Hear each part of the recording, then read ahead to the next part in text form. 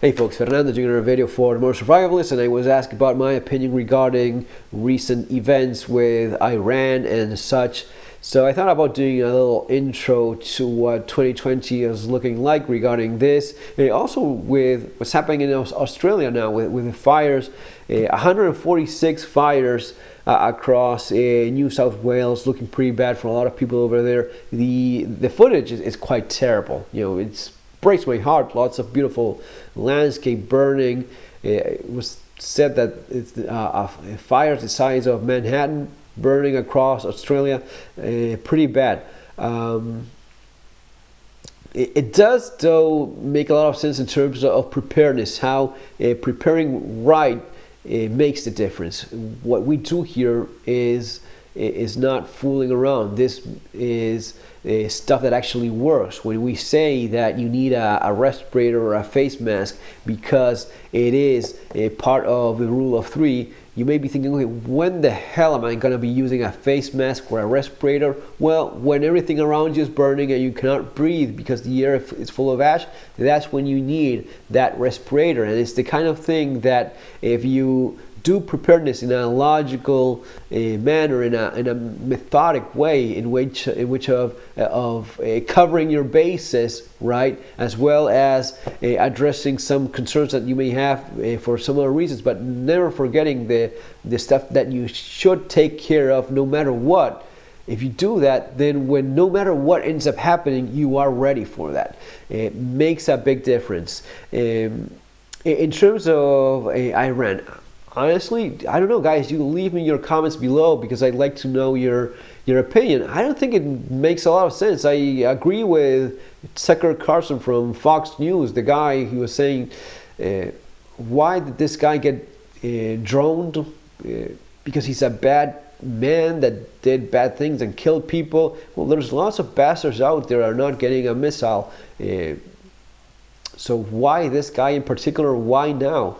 I don't think that makes a lot of sense to escalate things with Iran. Whatever it is that they're going to be doing is, I mean, and what is all of this about? What's the idea? What, get rid of the Iranian government or invade Iran?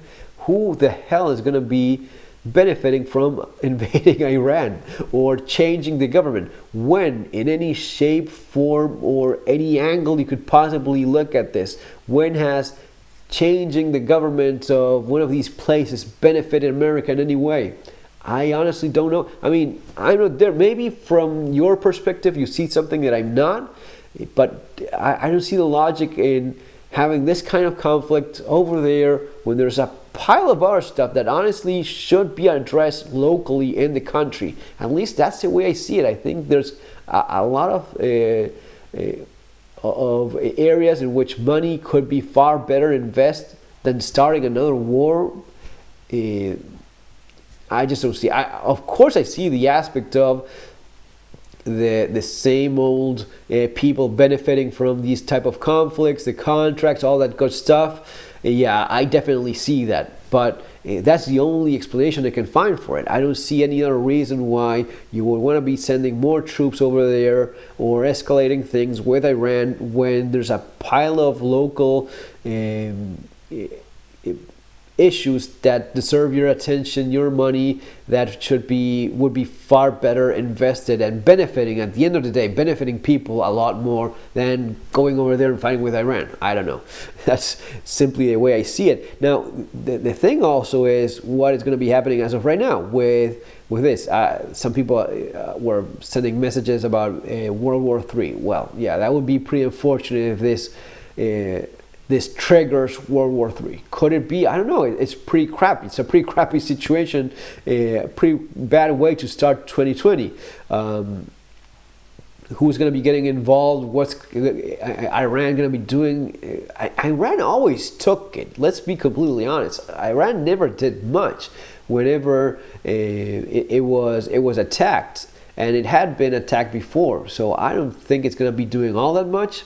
Although, you just never know. Maybe there's something out there. Maybe they have some maybe it's going to be more of a a terrorist attack type of strike thing, attacking with some of their people. What it definitely does, for sure, is lots of these religious Islamic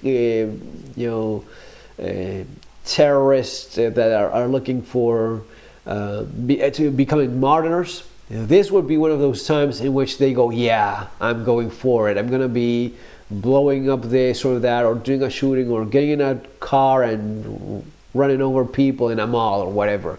This is the kind of thing that triggers that sort of reaction as well from many of these little cells across not only the United States but across the globe. So it's a pretty complicated situation, and that's something that you can hardly control at all. There's really not that much you can do. The thing that you can do is a lot of the stuff that I've done videos about and written quite a bit about, which is increasing the level of awareness that you have, being a little bit more careful about certain places that you may be going,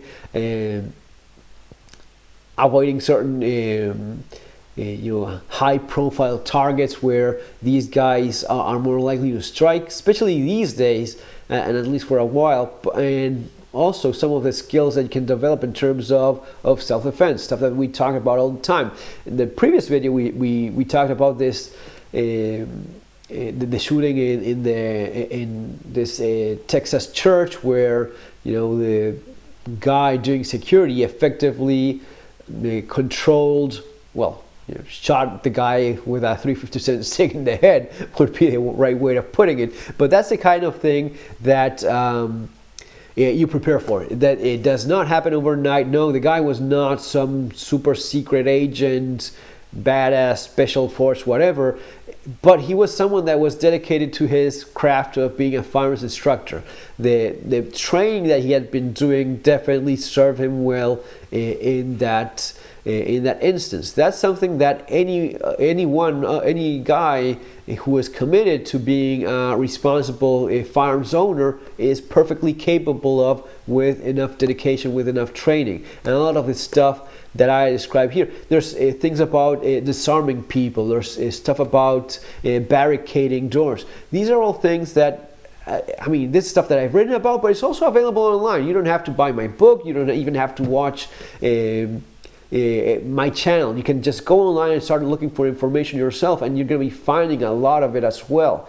But some of the more important stuff, knowing how to barricade a door, that's something that I paid particular attention in my book, because I think it's quite important to know how to do that effectively. If you can lock a door properly, an active shooter, a terrorist, is unlikely to spend too much time trying to open a door that is jammed and he cannot get in.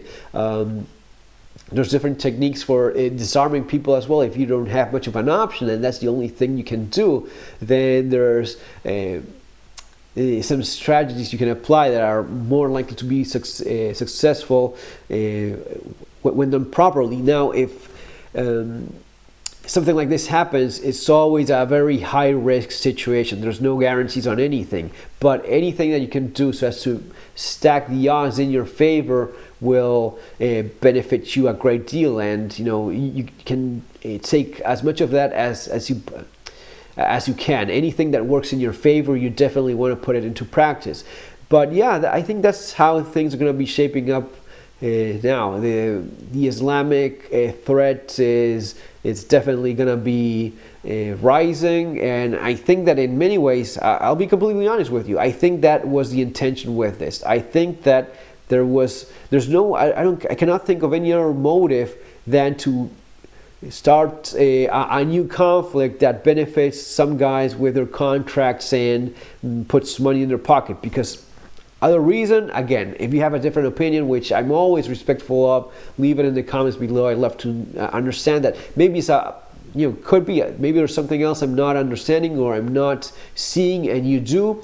Why this is starting now, just don't see it, don't get it. But open to suggestions, ideas, and more information as always. Folks, that's going to be all for now. Remember to subscribe to the channel if you haven't done so already. There's more stuff coming up. I'm going to be doing a little bit more of these interviews. I liked the one with Matt Bracken. I think it went well, and hopefully I'll be doing more of those, talking with people. And again, this idea of being open-minded, and if you have a different opinion, a different way of seeing things, I'm all for it. Like to know. See you in our next video. Have an awesome day.